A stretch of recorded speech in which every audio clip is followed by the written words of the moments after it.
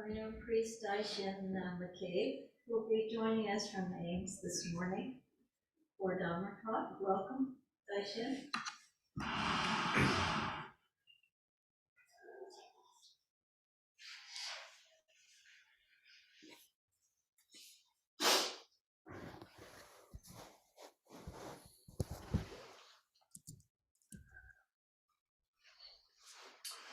The Dharma is vast and subtle. The Dharma is vast and subtle. We now have a chance to see this. We now have a chance to see this. Study this and practice this. Study this and practice this. May we realize this true meaning. May we realize this true meaning.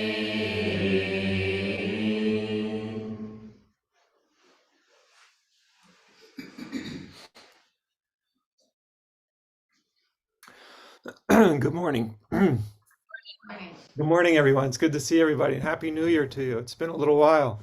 I'm sorry, my my voice just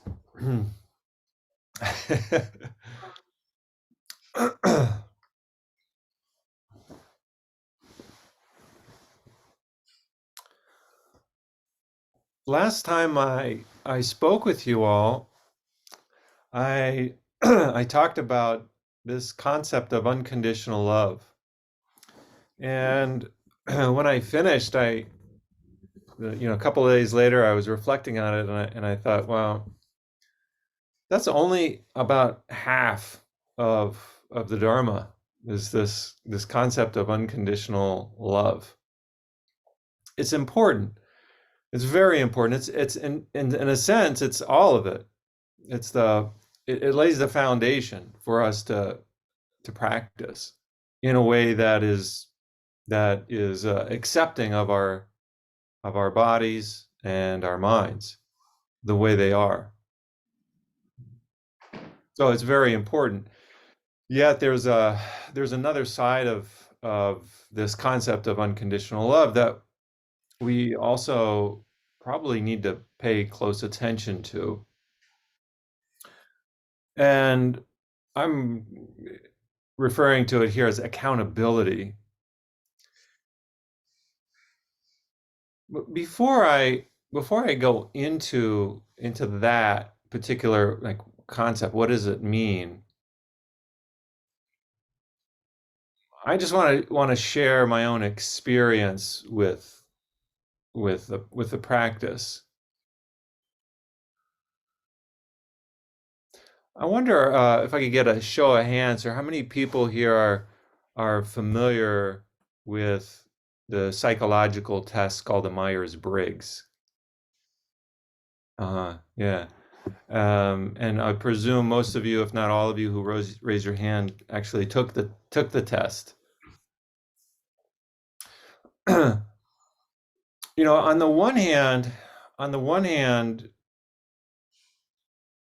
there's this concept of unconditional acceptance, unconditional love, where we fully accept our bodies, our physical bodies, and our minds as they are.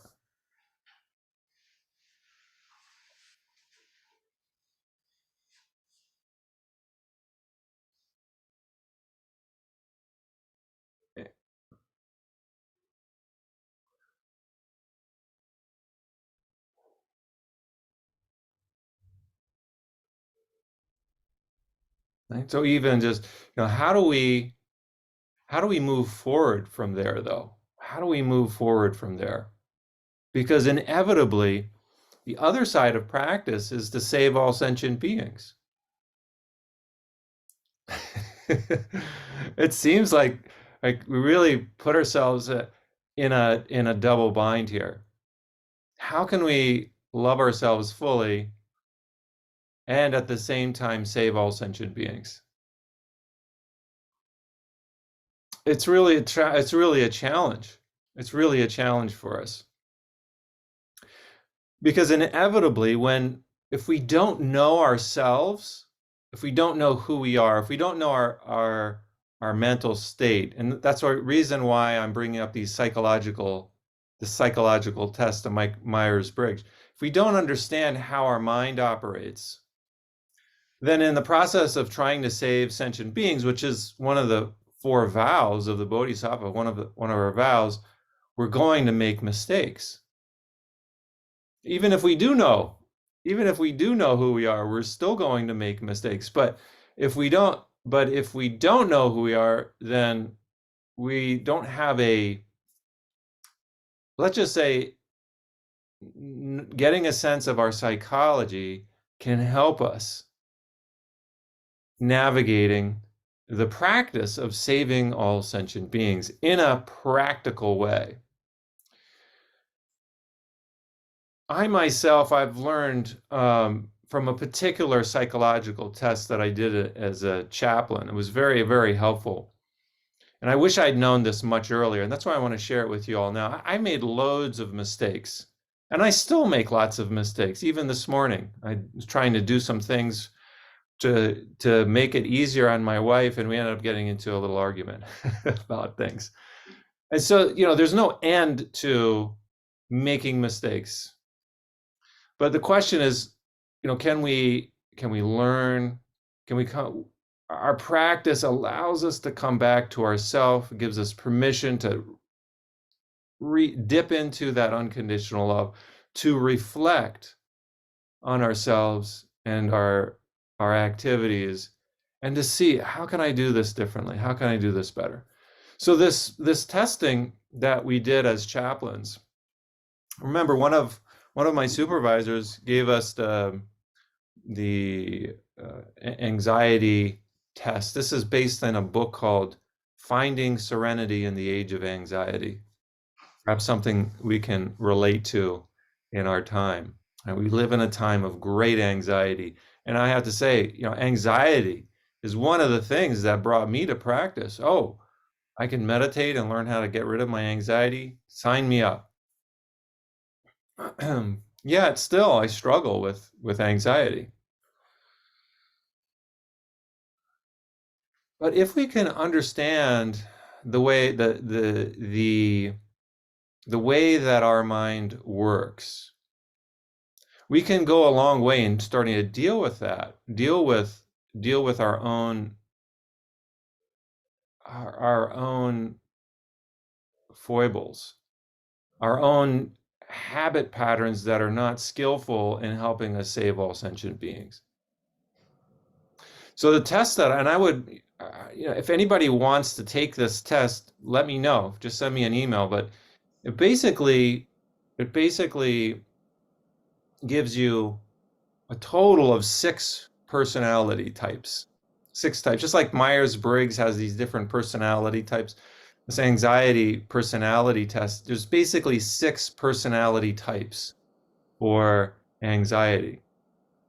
And I'm not going to go into detail about it. I'm just sharing this to share my own challenges in working with this practice to save all sentient beings.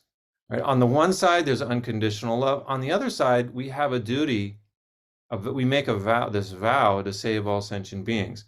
But something gets in the way inevitably. And for me, one of the things that was illuminating about taking this test, it's basically a kind of a questionnaire about your habits. And it didn't take more than like 15 or 20 minutes to take, but then you get some idea about how do you deal with anxiety? And for me personally, I generally, not always, but generally am in the category of the helper. And I learned that actually many ministers are in that category of helper. They want to do something for others. And that's very much in alignment with this vow to save all sentient beings, right? We want to do something for others. Well, isn't that why we're all here? Well, being a helper sometimes can be problematic because it means I overextend. Yeah, it means I overextend myself. And so as I was mentioning this morning, I was trying to be a helper. And we've got all these projects going on at home. And I thought, okay, maybe if I get these things at the store and I can help out my wife and my son as they're starting to do some projects. And so I did. I ran out to the store and oh my goodness, I don't know how it is the weather there in Nebraska and Omaha right now, but in Ames, beautiful. The trees are just covered with frost and they're all white. There's kind of a fog settled in, and because of the temperature being so cold, it's stuck to the trees and crystallized. So the trees are all white. It's just gorgeous out there. So I got out there. I was like, oh, it's so beautiful. Let me try to. I don't want to hurry. I know I've got to get back to the Zen Center and practice with you all too. So I was kind of in a pinch, and I said, but I don't want to hurry. So I did my best, but it's still, right? We find ourselves in this place of okay, practicing and slowing down a little bit, but also trying to meet the needs and the demands of those immediately around us. Right? We're all in this space sometimes where there's this practice of letting go of expectations and then trying to meet the demands of those around us. And that's something that we each have to engage with. And we can listen to our bodies. That's where Zazen can be so helpful. If we listen, notice what's going on inside of our bodies, our physical bodies. Feel that, right? Be with it. Again, practicing this unconditional acceptance, unconditional love.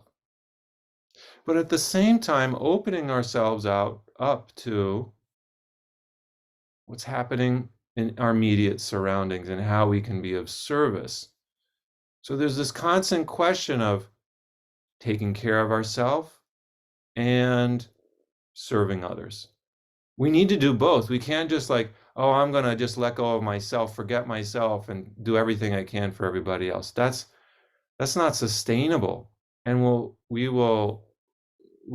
can't do that for a long time. Maybe in short bursts, but for a long time, it's just not sustainable. So there's this dynamism between saving all sentient beings, as well as taking good care of ourselves.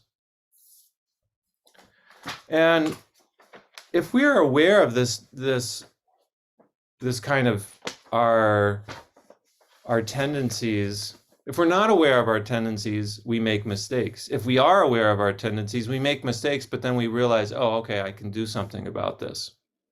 So this is where I want to bring in the idea of accountability.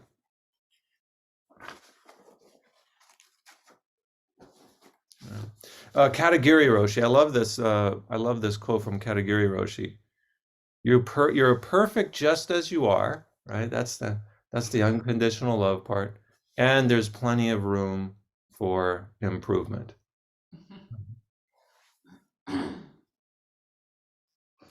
On one of these Kyosakus, I'm not sure which one it is, but you met the Kyosaku last time I was present at Nebraska Zen Center.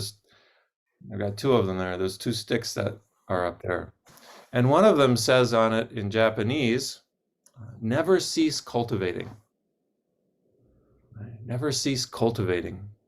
What does it mean? What does that mean to not cease cultivating? This heart mind, right? To continue to learn, to continue to develop it, to return again to that beginner's mind. And this is the spirit. This is the spirit of Zen. Otherwise, if we just stay in unconditional love, we can become complacent in our practice. Oh, I'm loved, and just sit there. It's kind of an immature.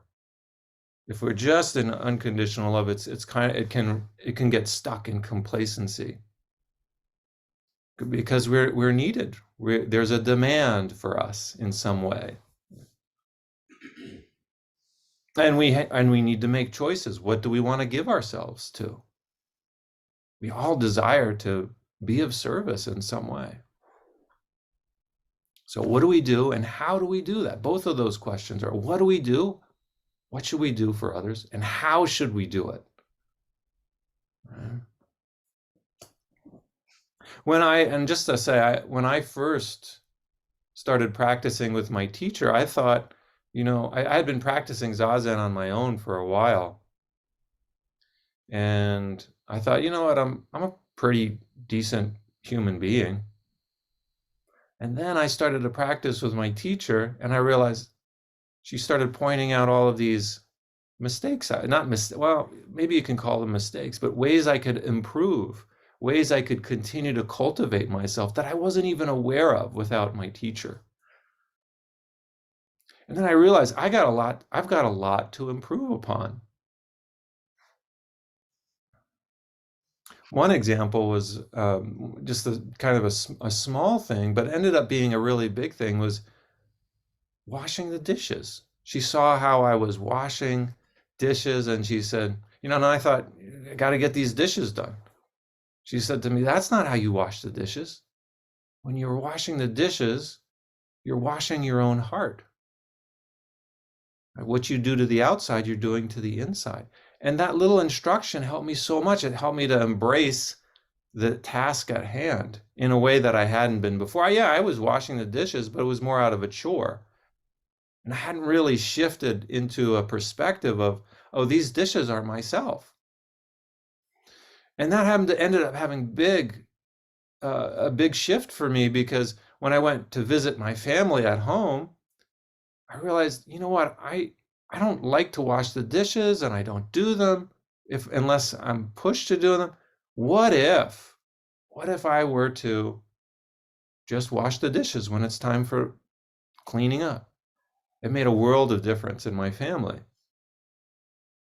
And so Zen is about looking at these small little details of our life. Small things. We don't have to, saving all sentient beings starts with the small things, the small details.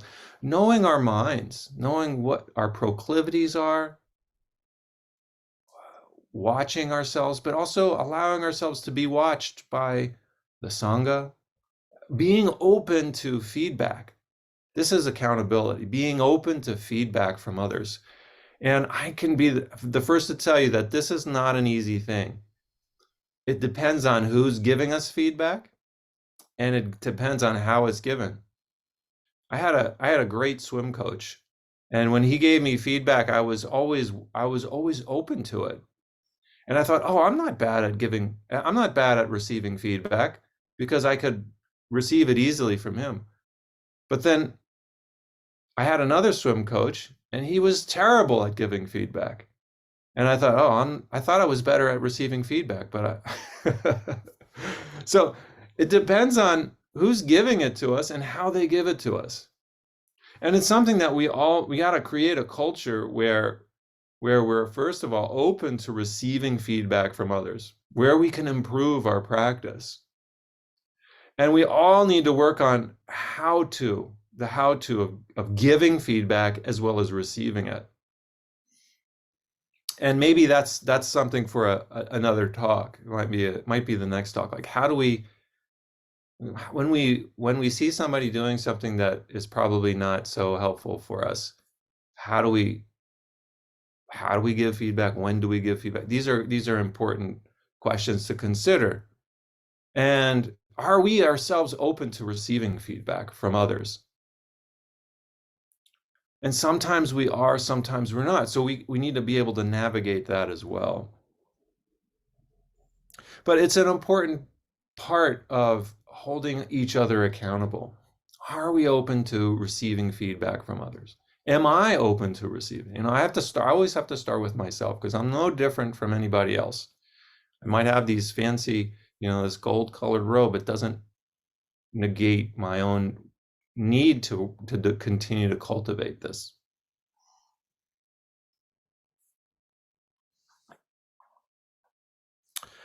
So looking at I want to spread this out a little bit, make this a little bit larger picture for us now. I'm going to shift a little bit and ask, and I'd love to hear from you all.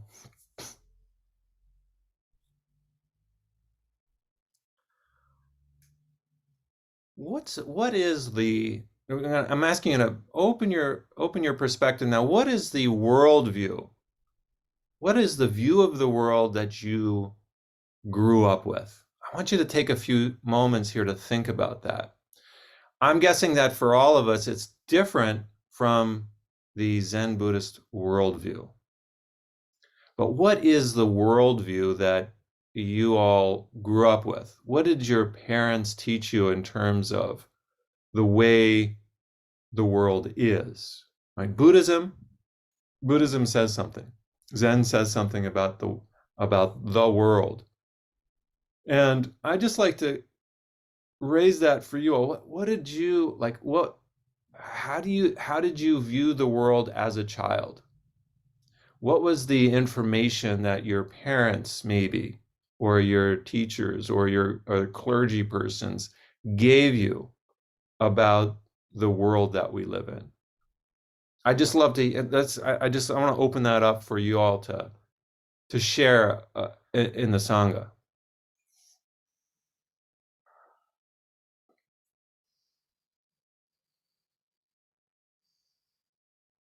It's a pretty broad question. Yeah. I'm trying to narrow it down, a little bit. But Yeah, let me give you the kind of example I'm looking for. But no, I want you guys think about it. Like what? Because it might seem like a big question, but there's some underlying assumptions that we had that these might be it might be unconscious. There might be some unconscious assumptions that we have regarding the way the world is. like And so I'm asking you to dig a little deeper and be like, reflect for a second. What is what view of what's the like the big picture view of the world? I always felt that I was taught life is a competition to win. It's something, if you do this, you'll achieve this reward. You'll go to heaven if you are a good person. You will, that there are certain expectations that if you follow and you are diligent, then you can receive some type of ultimate reward at the end of everything. Hmm. Yeah, thank you for that. Who said that? I can't see your face. That's Brian mentioned. Brian, yeah, thank you, Brian. Yeah, that's the kind of thing that exactly. That's a view of the world. It's this idea of hyper competitiveness, strong sense of individualism is what I hear too. Do this and you'll get to heaven at the end. That's an important view. It's not. I mean, it's. Let me rephrase that. That's a view that maybe a lot of us hold. I'm wondering if anybody else has a different nuance on what Brian just said. My father would tell me, God gave you a talent and you need to find it and use it in the world. Hmm. Okay. Yeah. another twist on that would be a sense of personal responsibility, and that, what happens in your life is your own personal responsibility and the result of your personal efforts. My Okay. nuance Yeah. is that success is the revealing of like a predestined innate talent, so that it's almost like that it shows who's worthy without any skill or anything else being applied to that. It's just like talent is like all that matters. All right. So yeah, what I hear is a lot on individualism, a lot on like Navab mentioned, finding your specific talent. And on that one, on finding your talent, God gave you some kind of special talent. Just to unpack that a little bit, that can be really problematic in our time. That can be really problematic because sometimes we're not able to fully or even partially unveil what that is and put it into practice. And the world, the world that we live in is always shifting and changing, that we're not always finding ourselves able to even put into practice whatever talents that we have. But actually, it's more about letting go of our own personal desires to meet the moment. Right? That's what Zen teaches, is like letting go of personal attachments to meet the moment. Maybe you can bring your talent in, but we also have different relationships that don't give a damn about our talents, and they really want us to do something for them that they want, right? Or the idea of of a creator, that we assume the world has been created. Here's a worldview that I think and most of us might share this. So again, a hyper individualism that I've heard from you guys, but also we have this assumption that the world that we have been born into was created by God. In other words, God being something outside of ourselves. And I want to suggest that this particular view of the world is extremely problematic. Not because I'm a Buddhist. I'm laughing because this is like one of my first conflicts with the church, but go ahead. I'm Yeah. 8 years old. No, that's not right. Yeah. Sorry to interrupt. Yeah, no. But that's really problematic. And I want to share, let me see. I'm going to share this is an excerpt from a Confucian sage, and he comes after Confucius, but he's in that particular lineage of sages from Confucianism. So just take a moment to listen to this, if you will, if you don't mind, and get a sense uh, of what he's saying. He says, "In distant antiquity, at times the rains would come. At times they would not. No one knew when. At times it would be cold, at times it would be hot. When it was cold, humans who had no clothes to wear were at risk of freezing to death. When rain did not fall, plants did not grow. When the rains came, plants and berries grew, which humans could eat to nourish themselves. But just as often, the plants were poisonous and made them ill."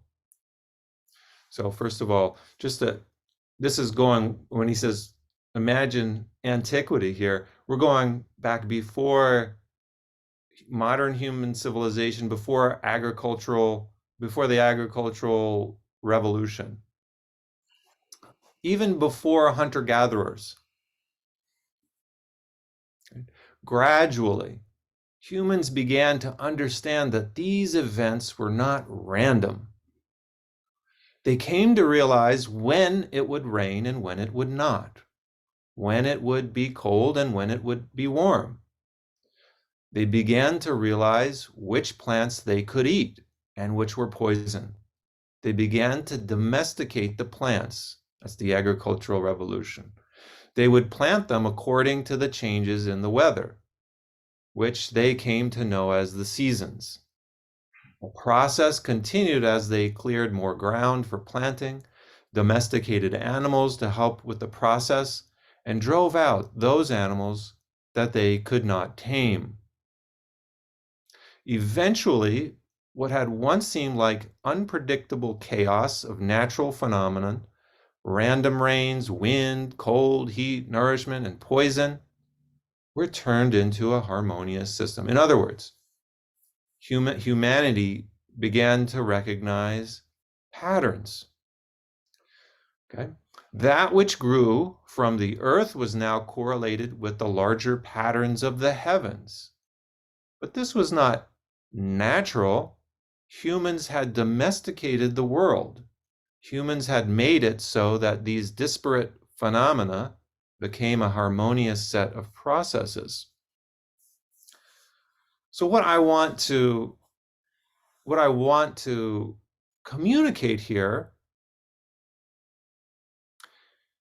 is that this idea that challenges the idea that we each grew up with, that is that God created the world. Because this is saying something very different. Junji is saying we have created the world that we see in our midst is something that humans have created. If we look around our world, we can see that humans created it. And I'm in a house that was created by humans. And if I go outside, still what I see outside, I see roads. I see trees that were planted because of human beings.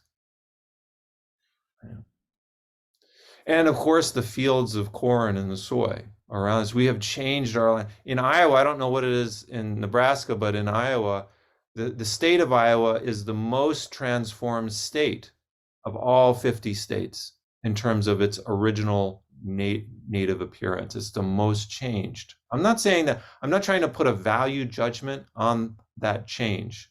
I'm just saying that we make our world. And this is a very different view than the one that we were given as children growing up.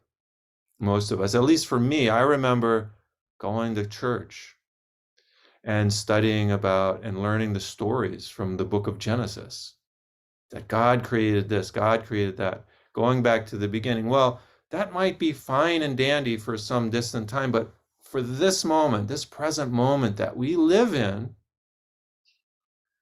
humanity is very much responsible for the world that we see. This is also about generating accountability, being accountable for our actions. Because a lot of times, if we think about it, we don't feel like we can do anything. We don't feel like we can affect change. Meanwhile, we are changing the whole world all of the time. We're always, just by our being, well, just by the way that we interact with each other. So a question that we need to ask ourselves, a question that maybe we could ask ourselves is, have we structured the world well? Have we structured the world well? And this is, if we ask this question in the spirit of Zen, we can come back to the point of never cease cultivating.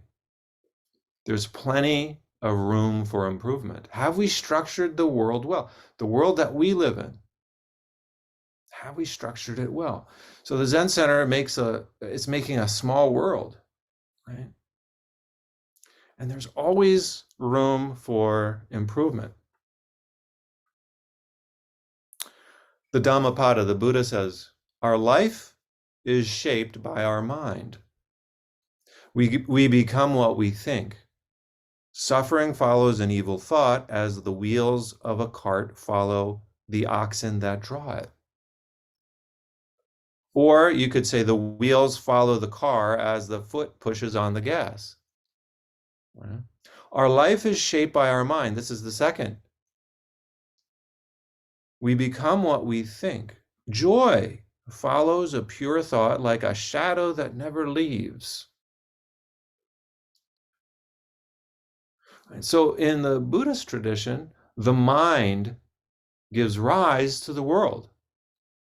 Not some outside being, but our minds, not a Buddha in the outside world, not God in the outside of us.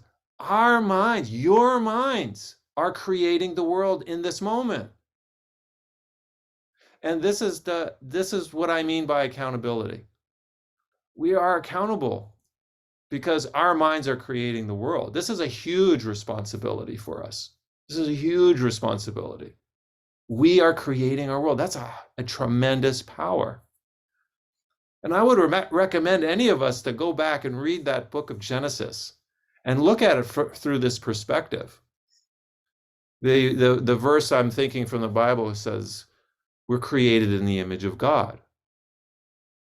And if we're created in the image of God, we're effectively creating the world.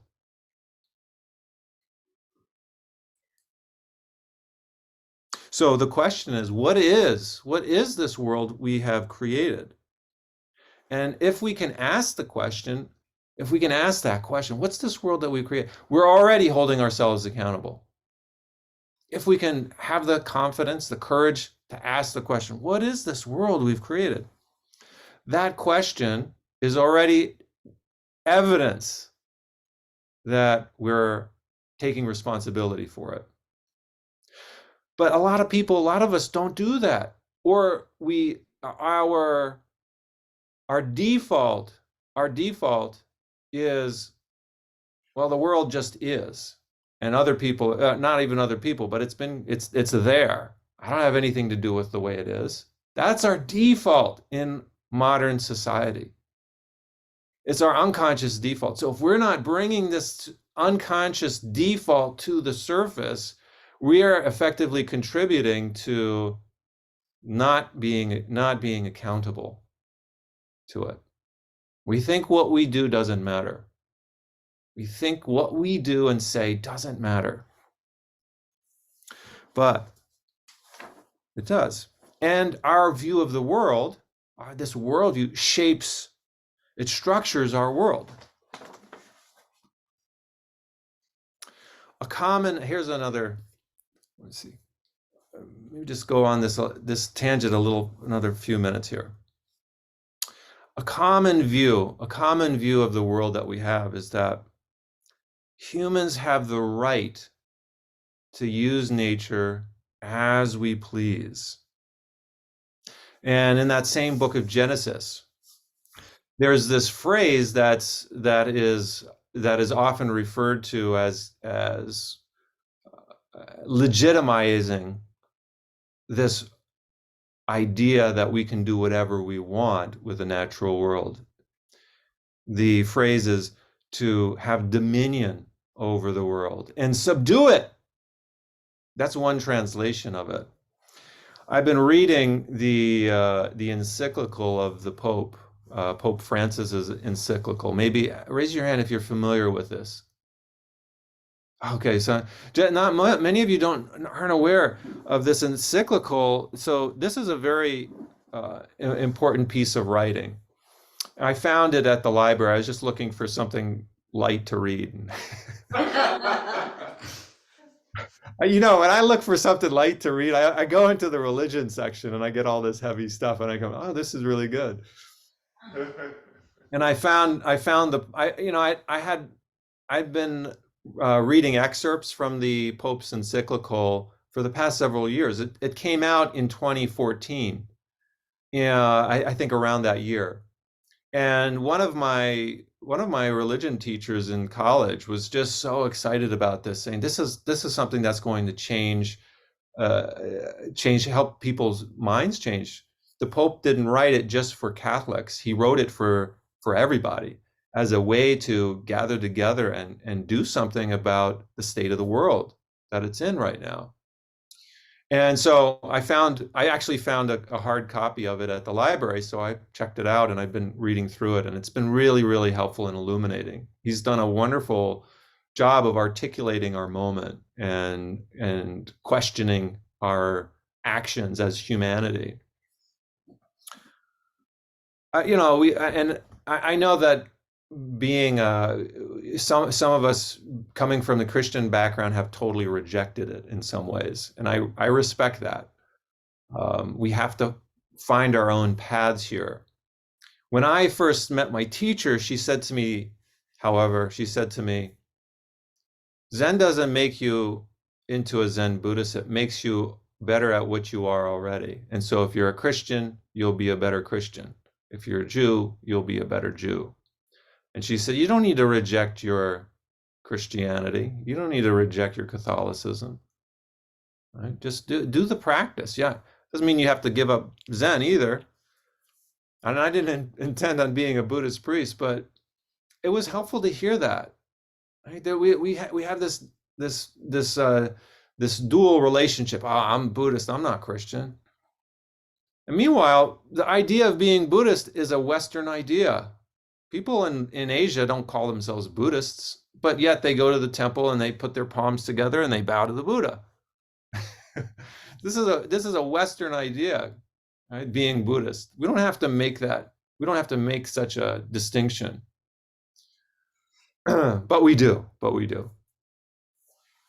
Anyways, the Pope, he mentions some things that I found, it's very helpful. He says this idea of dominion over nature is inadequate, and it gives rise to wrong understanding. He sounds like a Buddhist here. It gives rise to wrong understanding. That we should understand this verse that originally is in Hebrew, we should understand it as responsible stewardship over the natural world. We should understand it as responsible stewardship. So the Pope mentions there's three problematic assumptions that some of you have already alluded to with regards to our worldview, with regards to how we see the world, with regards to the unconscious ways that we perceive the world, that if we don't have a practice that illuminates this unconscious side of ourselves, we're not going to see it. One, everything is here for our use. If you can market that use, nothing is stopping you. If you can, everything is here for our use. I mean, it's the natural world. Everything is here for our use. If you can market it, nothing is here to stop you. And think about government regulations or deregulations, right? Not people, there's all fighting about, oh, we don't want to have limits on what we can harvest. We don't have limits on the CO2 and the stuff that's coming out of the coal that we use to light up our houses. Number two, the system that created the problems will solve them. That's the assumption. The systems that created the problems, and we start to think of, if you want to know what the problems are, I'm not even going to go into them because we know what the problems are. But we think that the system that created the problems will solve them. And the third assumption is that technology, facilitated by science and nurtured by profits and consumerism, is foundational for progress, prosperity, freedom, and even happiness. That's a mouthful. It's a lot there. Now, the Pope is not I'm not a mouthpiece for the Pope, but I can say that what I've read so far, he's not saying that technology is bad or wrong. He's not placing a value on it like that. He's not saying that science is bad or wrong. In fact, he uses the science of the time to illustrate the problems that we're dealing with in terms of climate, in terms of species loss, in terms of water quality. If you go down to Haiti, you have to have bottled water, and somebody, and you actually have to pay for water. We have to think about that. We have commodified a resource that is everybody's birthright. You cannot exist without clean water, and yet we have to pay for it. It's become monetized. So I just want to offer three perspectives from within the Zen tradition on this. The first one, regarding consumption. The Buddha said in the Dhammapada, the bee doesn't destroy the flower as it takes the nectar from it, right? It takes just what it needs. And that's what oryoki means, just enough. Take what you need, right? Number two, uh, this has to do with the idea that the systems that created the problems can solve it. Many of us didn't grow up Buddhist. And so all of us, I would suggest all of us here are looking for something that's outside the worldview that we grew up in. Right? We know that the system that we grew up in we're looking for something. So Zen offers some solutions that are not based in God language. For example, that's just one small thing. And maybe you can think of other examples there, and number 3, with regards to technology, Zen has us question what we're doing and why.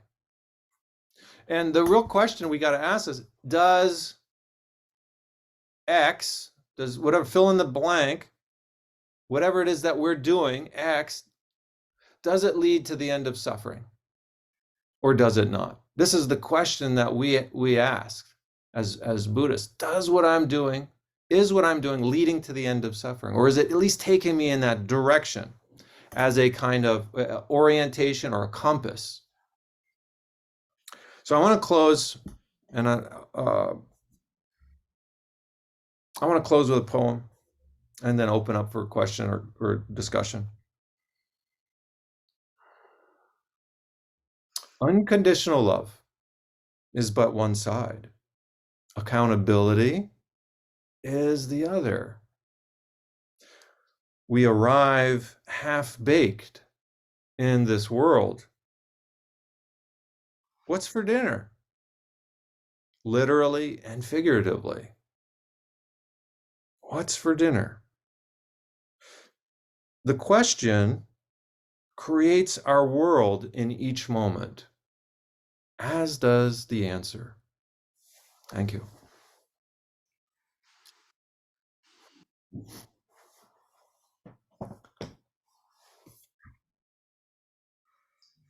anyone have any questions, comments for Daishin? I have one, and I don't know if it's a question or just like to open for discussion, but so when you're talking about accountability, so I more or less understand it as like it implies an understanding of the way you move in the world and your effect on your people and your environments, and it's kind of a reckoning, to your effect, you are here, you can't not affect the world, and it's your understanding of what that is.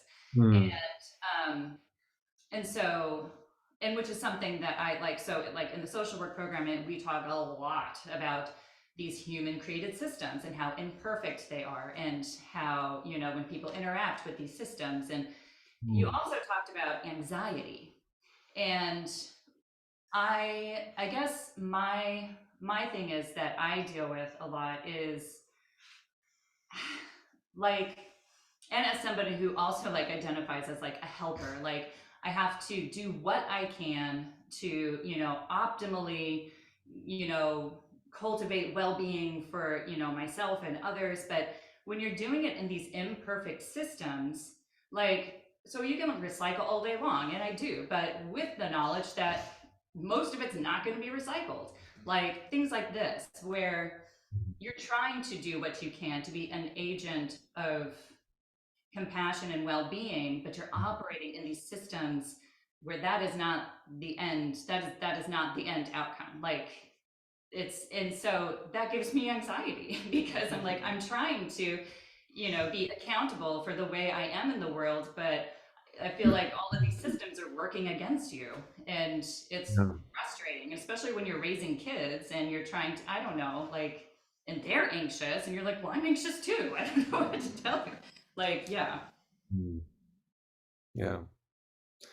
Yeah. I think a lot of us share exactly what you're saying. There's we individually, we can take responsibility, but then we live in these larger systems that are operating from oftentimes an extractive perspective, and not a return, right? So it almost feels like it doesn't matter what we what we do as individuals, because we're involved in these larger systems that often don't take responsibility for or maybe misuse resources or overuse them. Daishin, Daishin, this is Brian. I'd like to get your thoughts and perspective on quality over quantity, because it feels very much like we live in a age of consumerism, and we want to sell and buy as much as possible. That's going to be the measurement of success. Mhm. And it feels like, maybe I'm just romanticizing this, but it feels like, thinking back to my parents and my grandparents, they had less, but the things they had, the cars, the homes, the clothes, they seemed to last longer. They seemed to be something that they took care of, and they really got a lot of use and value out of, even though they may not have been really expensive or valuable things. And I'd like to hear your thoughts on that.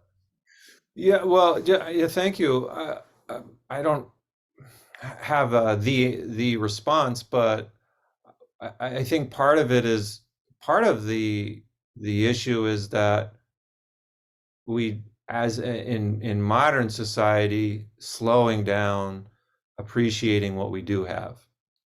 Right? That's a way to begin, is just slowing down just a little tiny bit and beginning to appreciate, to relish what we do have. Because when we don't, it leads to this kind of consumerist mentality that we need to get more, we need to get bigger, we need to get better, the next best thing. And there's nothing wrong with getting things, but what mind do we come at that from? Do we really understand ourselves? To study the way is to study the self, slowing down. So like this morning, trying to go out helping my wife get things. I had to buy a bunch of things at the store. I was like, can I do this slowing down? At the same time, I've got a schedule to meet. Here we are. We have every moment. Every moment is an opportunity here to catch ourselves, and we feel the stress of this moment. And that's what we can bring to our practice. That's what we bring to Zazen when we come together. Like, this is just to acknowledge, right? Just to acknowledge this is not easy. This is not an easy time to live in. We feel the stress, the anxiety in our own physical bodies. And we can come back at it with a beginner's mind. Like, what is this? Like, develop that curiosity. First of all, we got to acknowledge, okay, there is anxiety in me. And then second of all, can we open to the possibility of learning from it, or willing to see it as a teacher, that anxiety as our teacher, right? What is it trying to teach us? That's a question we could ask. So anyways, those are just some cursory thoughts on that, on what you're saying, Brian. Thank you. Thanks. Hi, Daishin. This is Tara. I just kind of wanted to react to what Sarah was saying, and it just kind of made me think that that's where the unconditional love comes in. Because we can only control what we can do in this moment right now. I have the same thing with recycling. And my husband is like, he does all the research, and so he tells me exactly what happens to all of my stuff when it goes, and how ridiculous it is to recycle plastic. But I know that I can't control. I just do my best to buy what I think is right, and so I like that kind of, not even almost like two sides. It just seems to be like it's a dance between unconditional love and accountability, right? Like we're called to engage in the world in the best possible way, so that's our cultivation. But the unconditional love part feels like that's how we're saving ourselves and everyone. Yeah, I think that's an important piece, because we'll get just overwhelmed if we're just trying to help everybody out. We'll just be overwhelmed. So we need to touch in, we need to tap into that unconditional acceptance, that sense of relatedness. And I think that's the part of the cure, because if you think about it, most people around us we give lip service to interrelatedness, but we don't actually embody it. We don't actually feel it unless we have a practice. And you know, if we, you know, so what is our practice? A lot of people don't have a practice. Many people, or even if we do have a practice, still we lose sight of interrelatedness. We give it lip service. But unconditional love is also, it's synonymous with seeing that we're never alone. Right? Touching the beauty of the life around us. It's not just a romanticism. We need to actually do that. We need to feel the beauty, like the trees with the white icing on them, or the smile of a child, or the tears of a child, right? So, I just want to kind of share something that Nonan had told me once about a similar issue, and it's something I really struggle with. It's about not being attached to the result, and we want to look at the result and say, okay, have I changed this? Have I done all the right things? And we want the result to be reflective of those efforts, and they're not always. And so to let go of that attachment and just continuing to do the right thing anyway, is something I've been working with for years now. Yeah, me too. Me too. I struggle with that too. We have certain expectations of outcome, and we want things to change, and that's where patience, that's where the perfection of patience comes in. And we need to develop that patience. Patience, when we have patience, we can, it's almost like we capture energy. And that energy can give us the long-term view. We need to have, especially right now in modern society, we need to have the long-term view of not just 5 years, but 500 years, the 500-year view.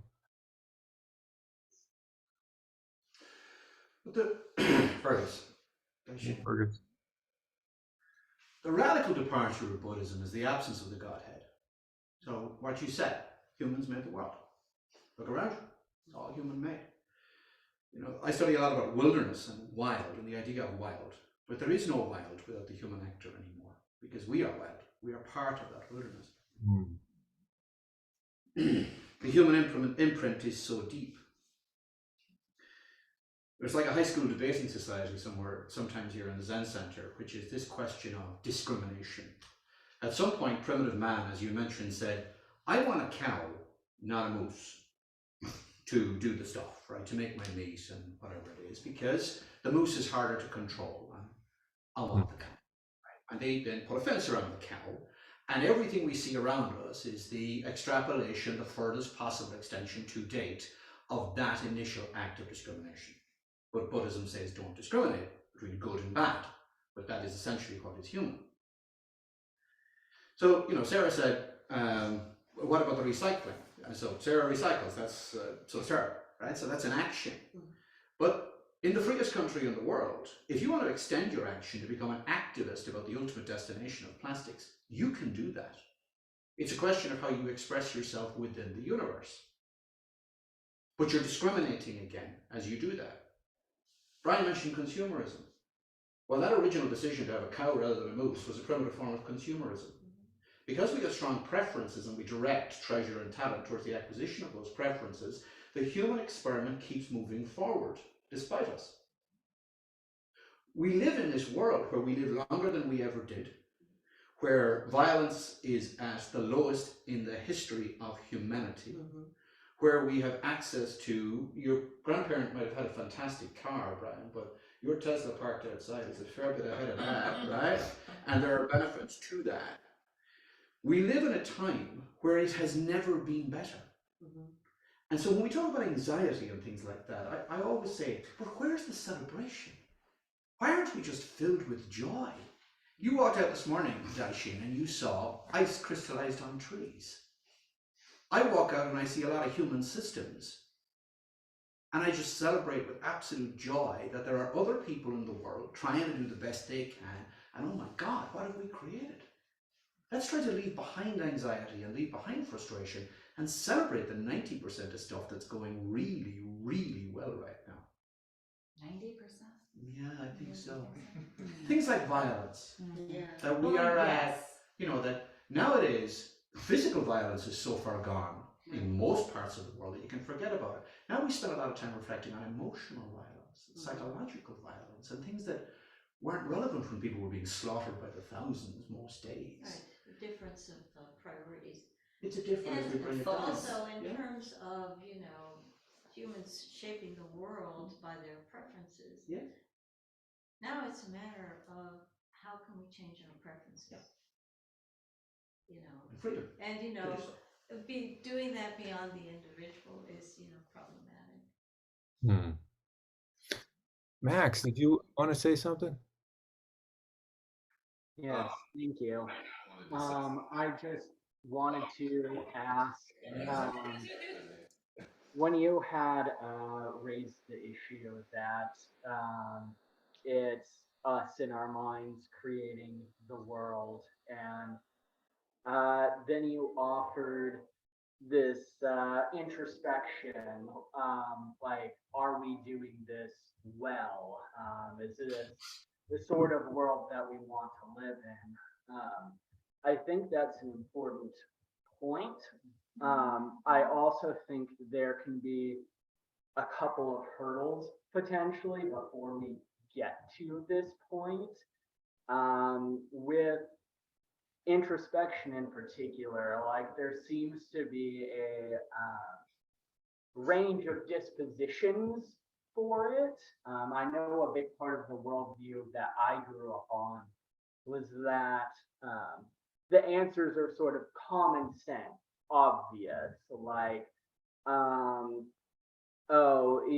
if you just show up to work each day and work hard, then you'll get this reward. Or, oh, obviously they're just boy chores and girl chores. The guys take care of the yard and the trash, and the girls do the cooking and the cleaning and stuff like that. And if there is a deviation from that, there can be a tendency to lean in towards correction rather than introspection. And I know I personally am someone who can often tie myself into knots, like over analyzing my behavior and trying to figure out, like, oh, am I really doing the right thing here? In what way can I improve? In what way can I incorporate someone else's perspective? And I often get frustrated by people at the other end of the spectrum who are just like highly resistant to that sort of looking inward. Like, no, it's just common sense. Don't tell me otherwise. And so I'm wondering how we get to this point of a balanced and healthy introspection, like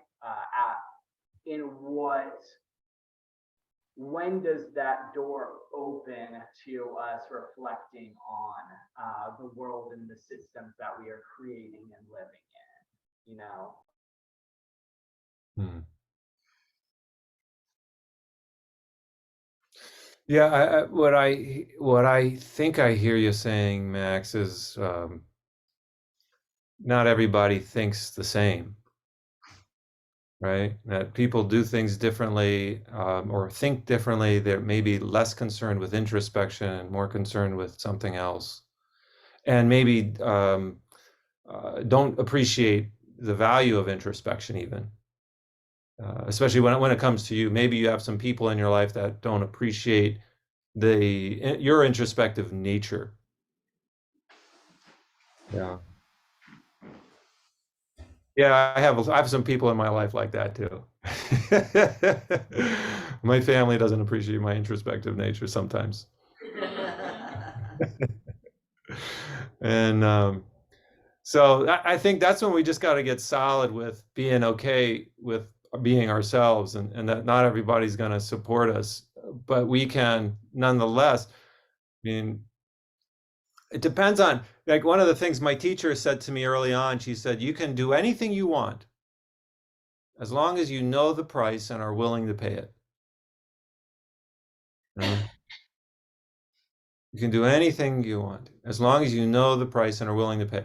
There's a poem from Rumi, one of Rumi's poems. I love Rumi, the Sufi mystic in the Islam tradition. He said something like, "Make a huge foolish plan like Noah. Don't worry what other people think. Make a huge foolish plan like Noah." Right? Noah builds this ark. He said, people think he's crazy. Nothing's going to happen. Why are you doing this? Trying to save all beings? Make a huge foolish plan like Noah. It makes no difference what other people think. I think we have one more question or comment. Yeah. I just wanted to make one comment. Since we were talking about the systems and how much anxiety they cause, and Ferguson brought up the point of, we're living in the most peaceful and prosperous time, and it is a beautiful thing, and it's a great thing that we are able to collectively work together and keep the lights on and keep things working. But at the same time, these massive systems also are a way of violence. Whenever we systematically don't give people health care or places to live or food, when we have more than we need and we're actually wasting things to make sure that people don't get them, that's a form of violence. And I think that's why it's important for us to do the spiritual work on ourselves as we're part of the system, and so we can make sure that we're not overflowing with this suffering and causing it for other people, and the system will then begin to work more optimally. Yeah. Yeah, thank you for bringing the other side in there. Appreciate that. That's why politics were invented. Okay, I think we have a board meeting coming up, and then we have tea conversation for everyone else. So, No tea. pardon? No tea. No tea. No coffee for board members. Well, the service provision around here is tea. There's no coffee this week. No, it's just. For board members. Okay. All right. Sorry, I'm being confused. All right, let's close. The many beings are numberless, bowing to carry them across. The many beings are numberless, bowing to carry them across. Greed, anger, and ignorance rise endlessly, bowing to cut off the mind road.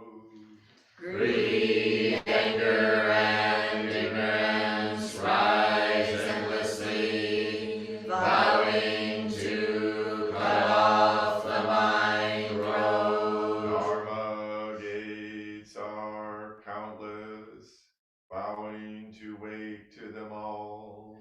Dharma gates are countless, bowing to wake to them all. Buddha's way is all embracing, bowing to follow through. Buddha's way is all embracing, vowing to follow through. Let's put our cushions back and we'll bow out together. Daishin will come back to you in about 10 minutes, okay? Okay, thanks everybody. Good to see you. Good to keep up the practice. Take care.